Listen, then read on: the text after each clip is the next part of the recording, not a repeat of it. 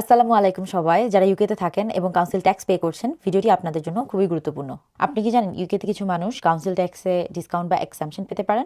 যদি বাসায় একজন মাত্র প্রাপ্তবয়স্ক থাকেন তাহলে এই ক্ষেত্রে 25% ডিসকাউন্ট পেতে পারেন। এছাড়াও কিছু মানুষদের কাউন্সিল ট্যাক্সের হিসাবের মধ্যে ধরা হয় না, যেমন full time students, student nurse, apprentices এবং কিছু ক্ষেত্রে কেয়ার ওয়ার্কার্স। যদি বাসার সবাই ফুল টাইম স্টুডেন্ট হন তাহলে কাউন্সিল ট্যাক্স পুরোপুরি এক্সাম্পট হতে পারে। আবার কোনো ব্যক্তি যদি সিভিয়ারলি মেন্টালি ইম্পেয়ার্ড হিসেবে কোয়ালিফাই হন এবং নির্দিষ্ট বেনিফিট পান, এক্ষেত্রে কাউন্সিল ট্যাক্সে ডিসকাউন্ট পাওয়া যেতে পারে। ডিসেবল ব্যক্তিদের জন্য কাউন্সিল ট্যাক্সে বিশেষ রিডাকশন রয়েছে। যদি হুইলচেয়ার ইনডোর ব্যবহার করতে হয়, এক্ষেত্রে যদি এক্সট্রা বাথরুম, এক্সট্রা রুমের প্রয়োজন হয়, সেক্ষেত্রে কাউন্সিল ট্যাক্স এক ব্যান্ড পর্যন্ত কমে যেতে পারে। কিছু ক্ষেত্রে বাড়ির অ্যানেক্স বা আলাদা অংশের রিলেটিভস থাকলেও কাউন্সিল ট্যাক্সে রিডাকশন পাওয়া যেতে পারে। তাই আপনি যদি ইউকেতে থাকেন তাহলে gov.uk বা আপনার নিজস্ব কাউন্সিলের ওয়েবসাইটে অবশ্যই চেক করে নেবেন, কারণ সঠিক তথ্য না জানার কারণেও অনেক সময় মানুষ অতিরিক্ত অর্থ পরিশোধ করে থাকে। ভিডিওটি হেল্পফুল মনে হলে অবশ্যই সেভ করে রাখবেন। দেখা হবে নেক্সট ভিডিওতে। আল্লাহ হাফেজ।